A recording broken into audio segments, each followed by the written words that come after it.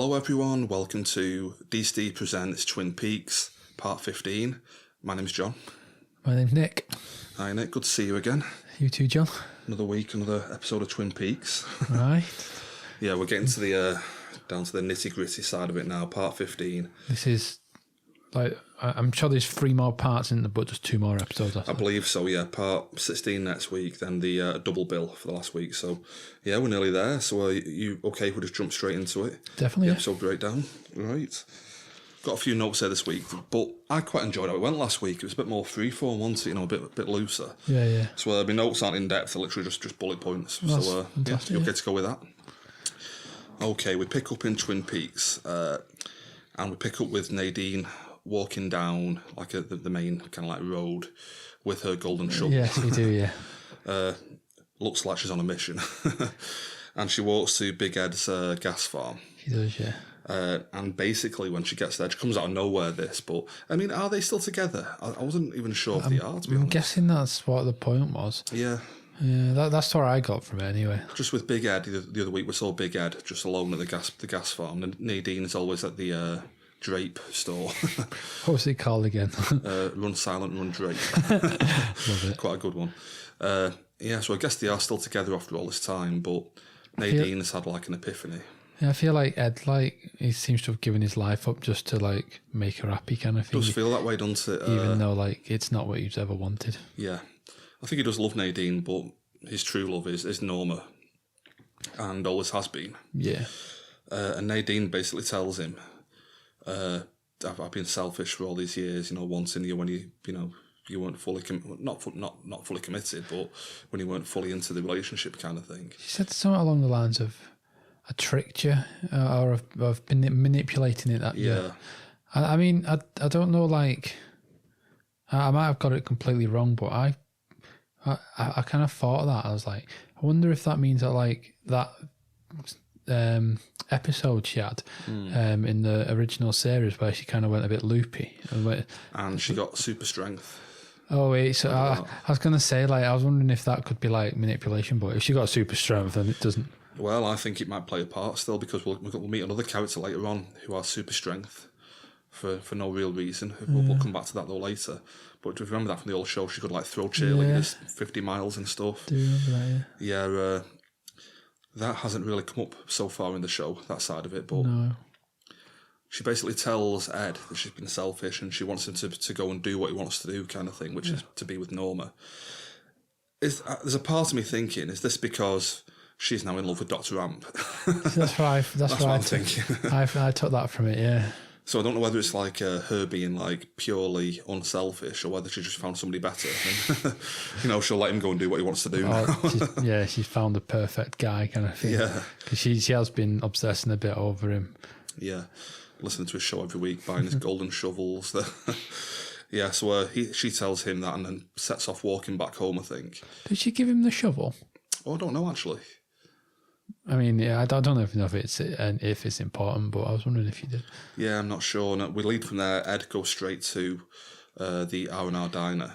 You see his car, right? Do you see his car screeching around corners, as if he's dying to get making a beeline straight there, and he heads straight for the diner. I love this whole scene, just the way it plays out. Yeah. He gets to the diner, confronts Norma and says, finally we can be together, Nadine's let me go, kind of thing. And at first Norma is like, well, I'm sorry, I've got business. I can't think of the guy's name now, but he turns up. Wallace or something? Is that what it was? I don't know, I might be making it up. Or Walter maybe. Something like that. Who's dealing with the franchising of the diner. And it almost feels like she's rebuffing him at first. And Ed just sits down at the bar, just his head in his hands with his eyes shut. And Norma goes to meet. I don't know if you were going to bring this up in the set, but when he was sat down, a waitress came and asked him what he wanted. I found this funny. And he went, just a coffee, please, and a cyanide pill. I found that funny. That's good. And then Norma deals with the franchise guy, tells him, I'm not interested in the franchise anymore. You can buy me out. I just want to run this place. because she was getting a bit disillusioned the other week when he was telling her that you can cut back on your pie ingredients, that kind of thing. She wasn't too happy with that, so she gets her way, gets the franchise guy to buy her out, and as soon as he leaves, I love this scene where it cuts back to Ed on his stool at I guess it's a bar, like a diner bar kind of thing, and he's just sat there with his eyes shut, as if he's just wishing for something to happen almost kind of thing. You notice that? And it hangs on him for like about a minute, I think. He just sat there with his eyes shut. And Norma just puts her hand on his shoulder. He's got a smile on his face. And they're finally together again, and he proposes to her, like, will you marry me kind of thing. Took 25 years, but the relationship has finally happened. Even longer than that, because they were like high school sweethearts, weren't they? Oh, God, yeah. So in the old show, they were like, probably about, I think they're both pushing 50. And, so like before that, they were like 30 years before that, they've been like on again, off again, high school sweethearts kind of thing. So they're finally together. But I just love that whole scene, like the music builds and swells and stuff like. Yeah, and Shelley just stood there watching them, be together. That's one of the things I love about Twin Peaks. It feels like you're just watching like nice people leading nice lives kind of thing, like that side of it anyway, not the demonic Black Lodge side of it. Yeah. But yeah, I loved all that. That was fantastic. We then go from there to... we pick up with a bit of electrical noise in the background. It's just really weird, like dark road, and it's Evil Cooper driving to what we presume is the location from last week that he got told by Ray, I think it was. He told him like a place called the Dutchlands or something like that. I can't remember the actual name of it. And Ray was like, but does it exist? I don't know where it is. And Evil Coop went, I know where it is. I just shot him dead. And so he's headed there now. He gets there, and it's the convenience store. Oh, yeah. Yep, from the whole from the old film Firewalk with Me. It's been all over the series. I think it's flashed up, hasn't it, on a lot of scenes throughout this season. Oh, excuse me. Like like every time we've seen I think it looks like a gas station, doesn't it? Am I thinking of the same place? It actually does. I'm not sure they've got a gas pump outside. Yeah. And it says at the top convenience store. But it's like an old 50s style convenience store, maybe, something like that. And there are woodsmen all dotted around this place. He walks in, tells one of the woodsmen, I want to talk to Philip Jeffries. And through a long protracted scene, they take him like out back. And there's then like a weird courtyard that he walks across. Yeah. Very slowly towards another entranceway on the other side. And he can't open the door, but this weird woman comes scuttling over. And then she's like, I can unlock the door for you. But she's such a weird-looking person. I don't know why, but, I mean, I feel like she reminds me of a woman from Mulholland Drive. And it's going back to something you said earlier, like very earlier on in these podcasts, that like it might have some sort of a connection. Some weird connection, I mean. Because I remember some woman in a similar-looking courtyard in Mulholland Drive helping someone into a thing. And that's where I don't know. Yeah, I've got to admit, the main thing I was thinking of, you mentioned Mulholland Drive, just the way he had to walk from that building to the next one, in this weird, ominous walk. Yeah. It reminded me of the bit where they walk out from the diner in that one to the back of the store where the homeless woman kind of thing was, which looked like a woodsman. Yeah. And the actual guy in that scene is a guy we're going to come back to later on in this show as well. The actor, at least, sorry. Okay. He's in the show later on. So she lets Evil Cooper into the building. He goes in and meets Philip Jeffries, which is David Bowie, now being portrayed as like a giant, almost like kettle letting off steam kind of thing. Yeah, it's almost like a boiler or something, wasn't it? Some weird with a little thing. spout coming off. Like you say, it's just a kettle or something. It's weird. And like when he talks, there's a weird little circular, like steam circle thing that pops out of this kettle thing, and he has this weird conversation with the Bowie kettle, and obviously someone's doing an impersonation of Bowie's voice from Firewalk with Me. Yeah. But we have a flashback to the scene from Firewalk with Me, at least the missing pieces anyway. I don't know if it's actually in the film or not, where he says, Bowie says, I don't want to talk about Judy. He points at who he thinks is Evil Cooper, which isn't. He says, I don't want to talk about Judy. And in this scene, Evil Cooper, who's talking to him in the show, wants to tell him, is asking him where Judy is. Yeah.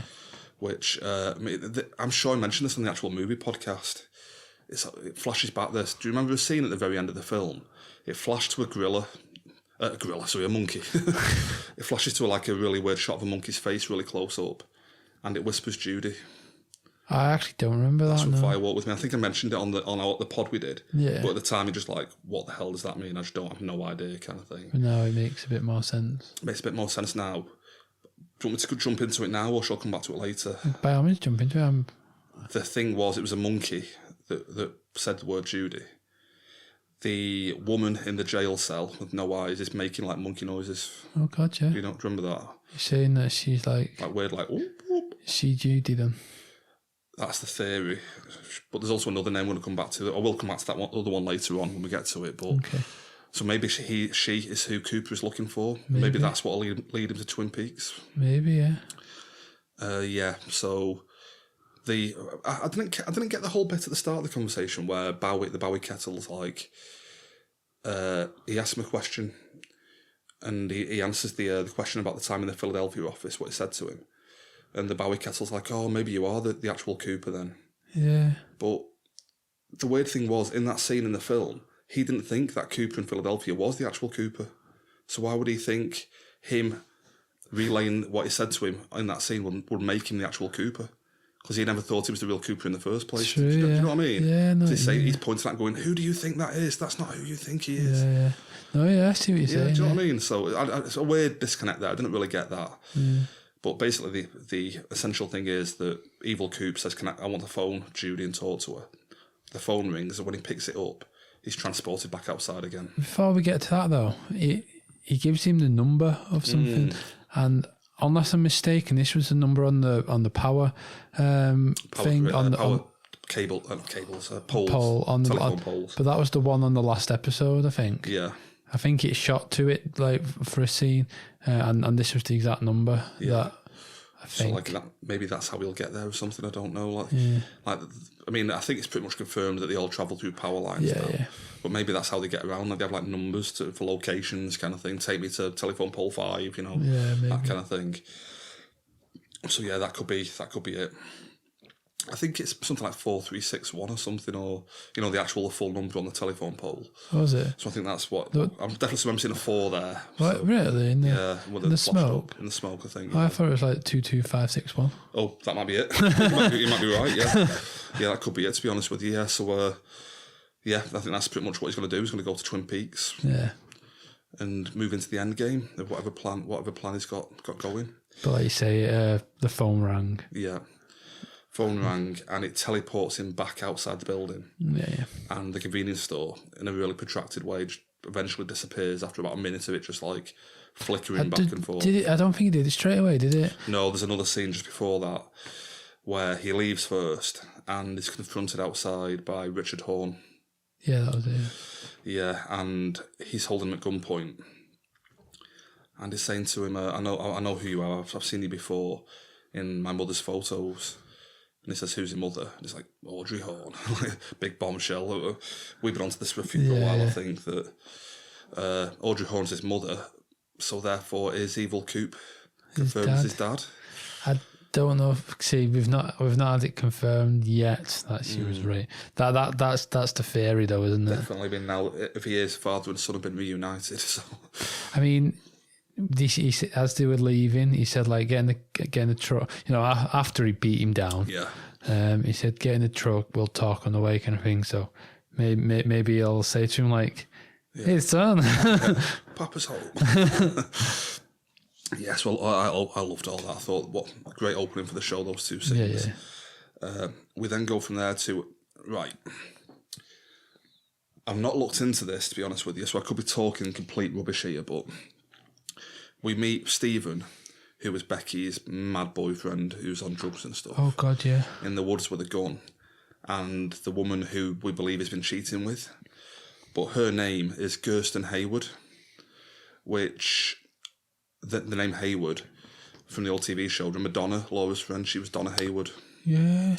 So whether she's like a younger sister of hers, or I think she's told to be a daughter, probably. But who do you reckon? Well, maybe not. Maybe Audrey Horne. I think because she looks a bit older, maybe, but she could be younger. You know what I mean? I wish I'd looked into this more, to be honest with you. But yeah. So that's a theory there. She could be connected to the Hayward family. Maybe, yeah. But I don't really get what the point of the scene was, other than Stephen and her in the woods having a breakdown, by the look of it, with a gun. A dog walker comes across them and is startled when he realises that he has a gun and stuff. And he runs off, and you hear a gunshot. Yeah. Go off afterwards. And like she's obviously hysterical because he'd literally just moments before been talking about, well, saying that he's going to shoot himself in the head. Yeah.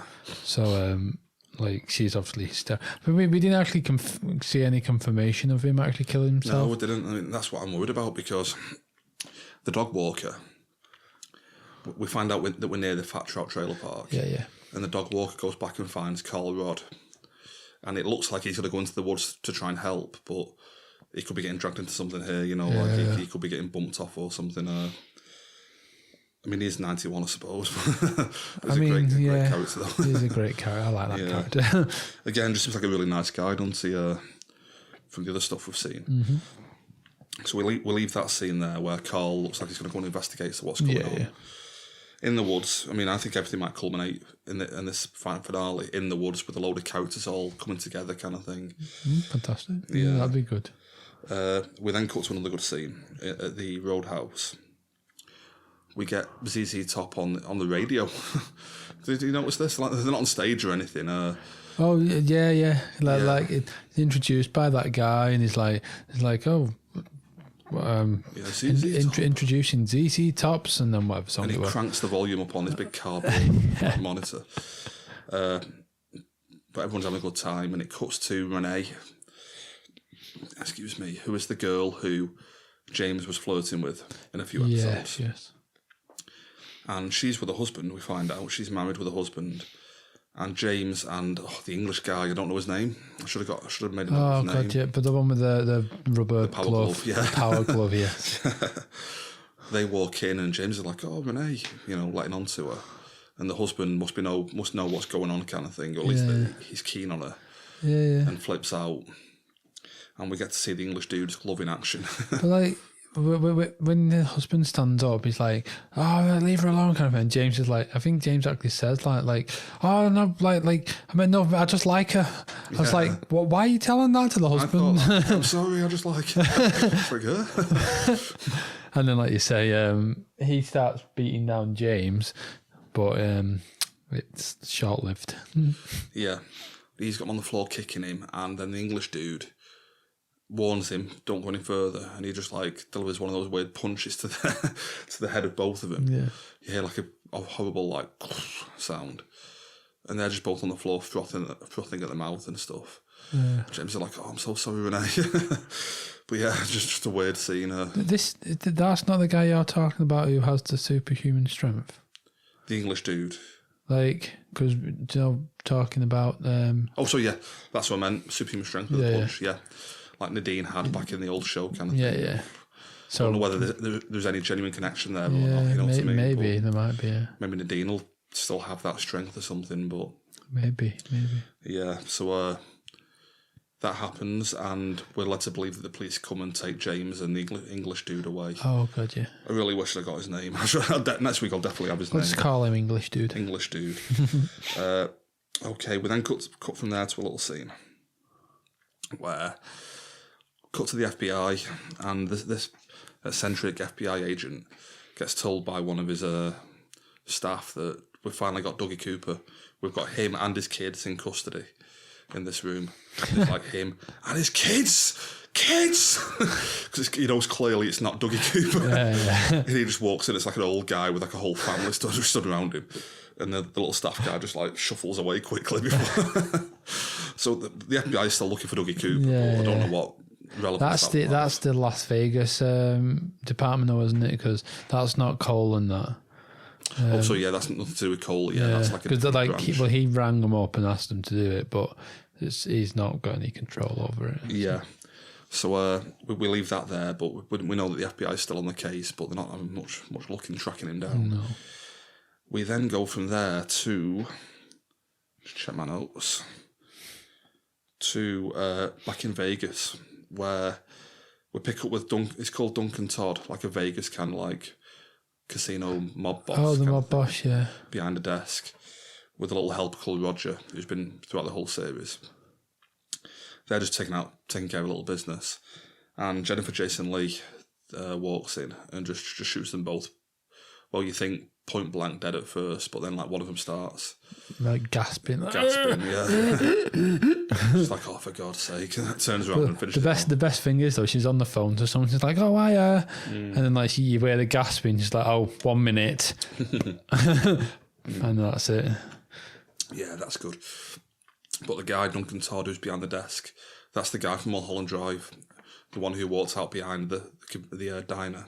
All right. And had like a heart attack or something when he spotted the Woods girl, let's call her. But like, I feel like I love like his entire head was missing from the scene, wasn't it? Though. Yeah, he's totally blown away, wasn't he? Yeah. So yeah, that's the end of Duncan Todd. He was out trying to kill. I mean, I don't get what the whole long con is for Evil Cooper. Because he's getting people to do dirty work for them, then getting other people to wipe out them, kind of. Do you know what I mean? Like covering his tracks. It happened earlier in the show when like he had like help from like Ray and that mechanic guy. Was he called Mike or something? Yeah. And a girl as well. And they helped him at first. Then afterwards, he started bumping them off. So yeah, it's like covering his tracks almost. Yeah. So they bump off them too, and we have a weird little scene with Tim Roth and Jennifer Jason Leigh eating just fast food in the truck, eating like a burger or something. And Jennifer Jason Leigh's complaining that she's not tortured anyone for like 3 months or something. Yeah. And Tim Roth's trying to be a bit more like, oh well, it's not been working out that way. We've just got to do what the job's got to do, kind of thing. It's not really a chance to torture anyone, but she's not happy about it. But yeah, just another little weird scene. I think he cheers her up though with dessert, doesn't he? Oh, he does, yeah. That's right. I got your dessert. Oh, you know me, I love you, and all this jazz. Yeah, she looks at the bag and goes, "Oh yes." Yeah, that was good. So we know that they're out the picture now, Duncan, Todd, and Roger. We then cut back to the jail cell. I feel like this is going to be a super short episode because like we're nearly there already. There's just the scenes now are just so kind of like that first one with Ed and Nadine. It went on for like 10-15 minutes. Didn't it? Yeah. So there wasn't, but there wasn't a massive point to get to at the end of it. He's just taking his time, just doing stuff, and I like that. We'll come back to this on the Game of Thrones pod that we do. For some reason, when David Lynch takes his time with stuff, I don't mind it. Yeah. Because I'm just loving watching how the scene's playing out. But in Game of Thrones, when they take the time doing stuff, it doesn't feel the same. And I can't put my finger on how. I actually know what you mean. Do you know what I mean? I can't put my finger on how like Lynch gets away with it, kind of thing. Because we're going to. I think it's the shots though. The shots and the music. It's all done really nicely in Twin Peaks. Yeah, you know what I mean. It's done really nice. You enjoy looking at the scene. That's what I mean. I enjoy just watching like some. Like I've seen. Obviously, there's been scenes where you're just literally watching a person just do nothing. Yeah. For like 5 minutes or something, and or just eat a cake or something for like 5 minutes. Can I just jump ahead to that scene? I know it's not out of order, but jump ahead to Dougie Cooper eating chocolate cake. Yeah. I timed it. It was something like nearly 5 minutes of just watching him eat chocolate cake. That's what I mean. But all we're doing is watching him eat chocolate cake, and it's shot so beautifully and so nicely that like I enjoy watching it for 5 minutes. The same. I'm just like, he's enjoying that chocolate cake. You know what I mean? I'm pretty confident like the way it's been filmed is part of it, but I'm not sure. It's probably to do with the acting as well. Like it's just done so well, every bit of it. Yeah. And I'm not saying that Game of Thrones, going back to that, isn't filmed amazingly. Hasn't got amazing actors. I just don't think they've quite got it. No, done. I agree with you. I mean, it is that comparison really. For me, like Lynch, he is an artist. You know what I mean? Lynch is such a master of visuals kind of thing, like he's more interested in visuals and stuff like that than actual storytelling.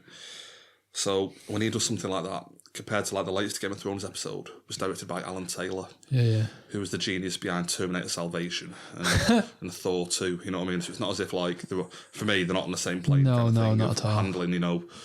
Handling the scene kind of thing. So, not that Alan Taylor's dreadful or anything, but, like, it's just not David Lynch, you know what I mean? Yeah. That's the difference, but...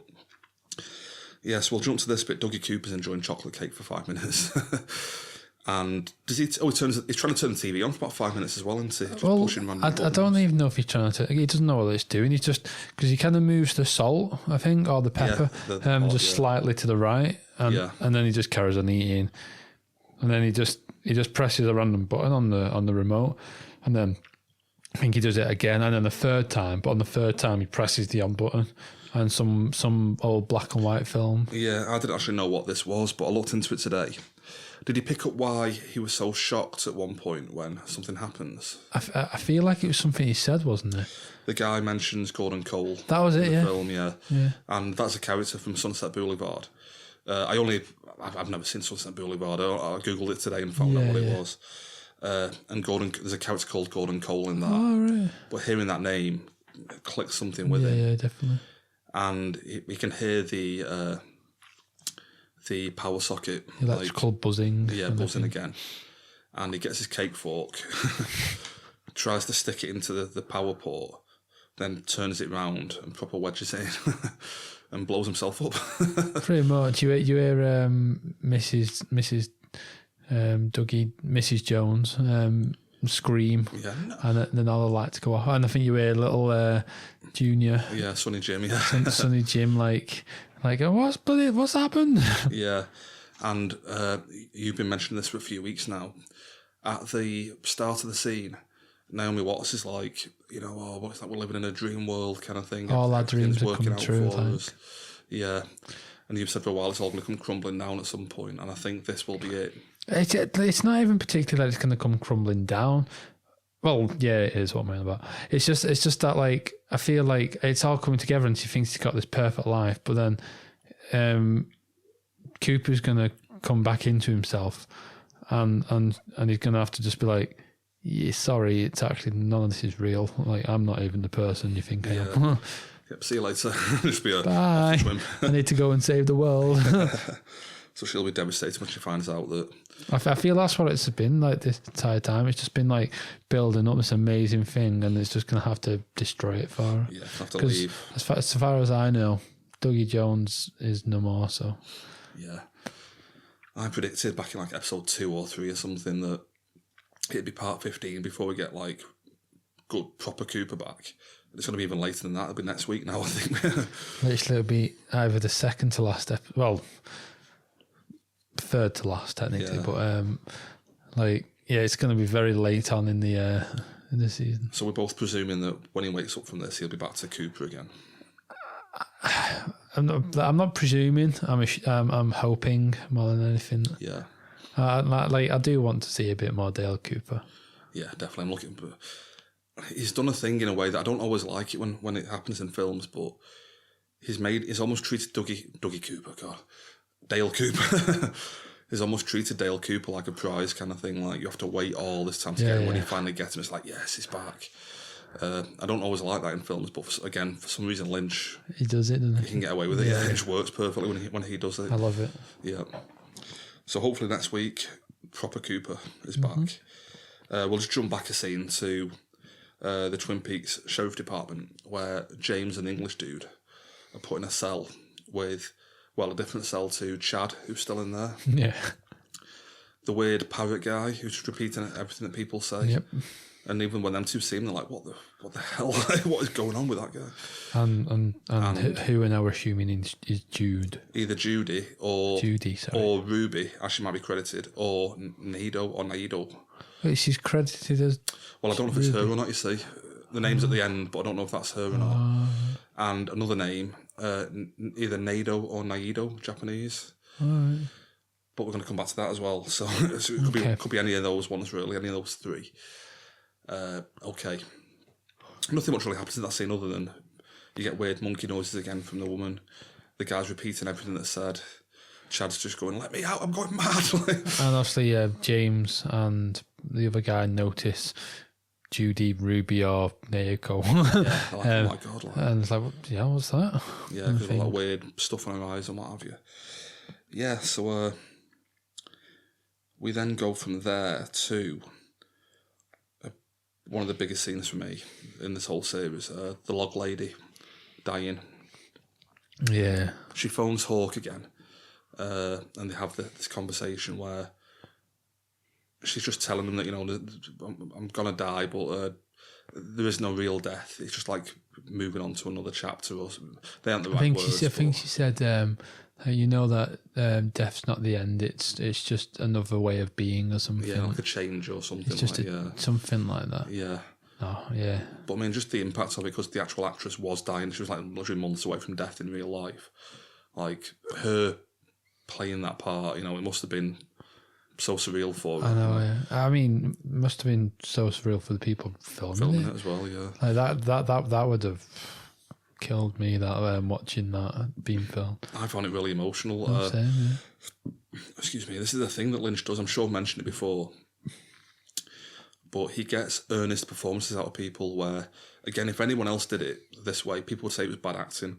George Lucas does this in the Star Wars films, and people call it bad acting. Yeah. Say that they're too wooden and too, like, you know, kind of not emotionless, but just too earnest, you know. Yeah.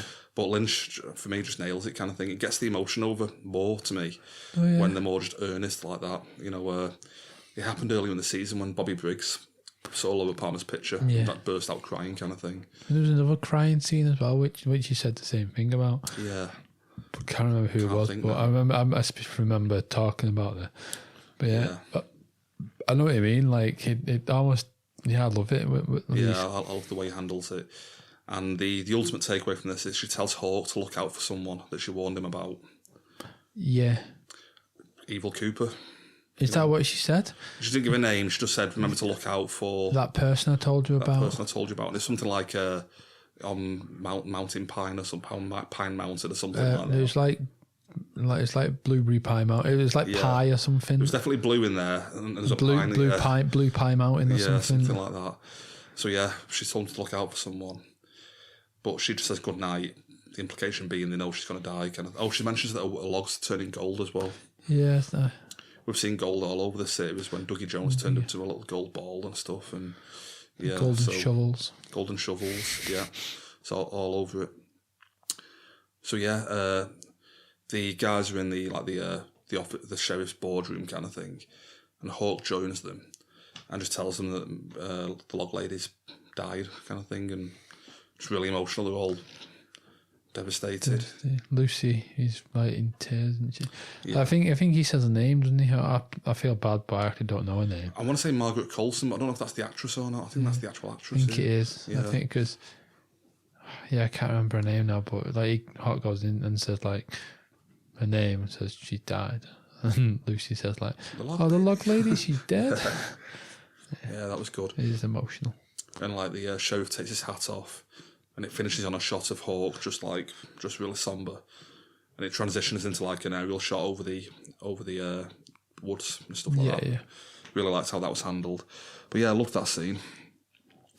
We're pretty much wrapping up now, to be honest with you. We then go from there to, you mentioned earlier about Nadine manipulating Ed for so long. I think we can pretty much confirm now that Audrey is being manipulated by this dude Charlie, who she's married to, in like a sham marriage or something. We cut to these two, and they're finally on the way. We've had like 3 episodes of them like trying to head to the roadhouse. Yeah. They're finally on the way to go out, and again Charlie, I feel like looking back now, he's just been manipulating her the whole time. Remember, like a couple of episodes ago, he got her into doing something else by pretending to phone Tina. He's like, "Do you want me to phone Tina?" She's like, "You want me to phone Tina right now?" And like an event, eventually he just twisted it around to how he wanted it to be, kind of thing. In this one, he's like, Audrey, put on your coat. And she's like, you don't need your coat, I'm going to the roadhouse. He's like, Audrey, if you don't put your coat on, I'm taking mine off and we're going back. You know what I mean? He's just like manipulating the whole thing because he doesn't want to go out. I don't think by the sound of it. Yeah. And I feel like Audrey finally sees through it, maybe. I feel like she's known it for a while because like what happens at the end of the scene is she's bloody on top of him, strangling him, isn't she? Yeah, so I don't know what Audrey's heading to the Roadhouse for. Yeah. You know what I mean? I don't know what... It must culminate with, you know, in the finale We're gonna see... I mean, at that particular moment, I believe James... I don't... See, this is actually a thing. In this episode, it was confirmed that the time is different. Definitely. Because, like, I was supposed to mention this, sorry, but, like, going right back to the beginning of the episode... when Cooper was getting in the truck, he sent the text Las Vegas ? So it's confirmed that we've already seen the reply to it. It's confirmed that this is all like just skew with all the timelines. So I'm going to come back to that in a minute as well. But I was thinking that then, because this Audrey thing, we've seen other scenes where like nights have passed. Like James has been doing one thing, now he's in the jail cell. Yeah. You know what I mean? 2 weeks ago he was singing at the Roadhouse. Then he was working with the English dude. Now he's been locked up after punching someone at the Roadhouse.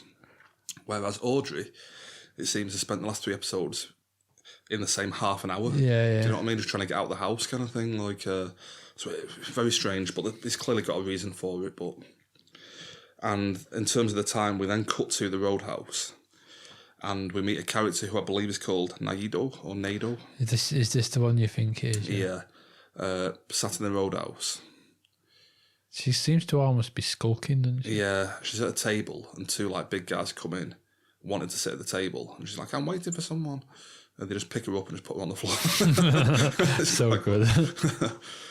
And it's just very strange. She starts crawling on her hands and knees in between the people, and eventually just like shrieks like, "Rah!" And this could be Judy. Like, and in terms of time being out of order, is this Naido or Nado? Is this who's going to end up in the jail cell with no eyes kind of thing? Do you know what I mean? Oh, yeah. That's the theory at the moment, I think. So, really? Well, that's what's online today. That's very interesting. If the time's out of order, you know what I mean? I mean, like I say, it's pretty much 100% confirmed now that the time's out of order, so... Yeah. Yeah, it could be that. So, I'm sure we'll have that confirmed next week or something. But yeah, that's the final scene. We then cut back to the that weird courtyard at the convenience store for the credits. And as you mentioned today in work, it changes to just a shot of that woman just stood in like a doorway. In the thing, yeah. That creepy woman. Have you gone back and watched that? Yeah, so that, after you mentioned it before, checked it out at work on lunch. Yeah, so pretty much covered it, I think. Pretty much covered it. I mean, it's been a short one, but I'd like to hear what your theories are so far for the coming episodes. What you think we're going to see? I've genuinely got no idea how this will finish. You know, anything could happen, I think. I don't think Lynch will let us down. I'm hoping he won't. I'm hoping we're going to get a good... Because I'm pretty sure that I've read it's been confirmed that they're not doing anymore. Like the Showtime don't want to do another season kind of thing. Yeah. So... which I'm kind of gutted about because I'd love some more now after watching this. No, I would. I'd love to carry on watching it myself, but I think it's been confirmed that this is it. It's a standalone series. Yeah. So I'm hoping that David Lynch will give us a good ending to all of this. Yeah, you never know. Maybe in 25 years, when Lynch is 96, he might come back and do another return or something. Yeah. Oh, at least leave it 10 years. Yeah. I want him to still be alive. Yeah. So, yeah, I've got literally no idea what's coming. Other than it'll all culminate in Twin Peaks, I think. But yeah, I guess so. Yeah. Lower Palm's definitely coming back. I can pretty much guarantee that. Yeah. Yeah, but I've literally got no idea how it's going to end. No, same. I don't have a clue. But I'm pretty sure at this point I'm going to love it, whatever it is. I mean, I've been loving it more and more with... I mean, I'll get onto the ratings in a moment. But I've been loving each episode more and more, especially in this last couple of episodes. I agree. Since like episode 12 or 13, it's really kicked it up a notch kind of thing. Yeah. Yeah, I just absolutely love it. 5 stars for me, easily.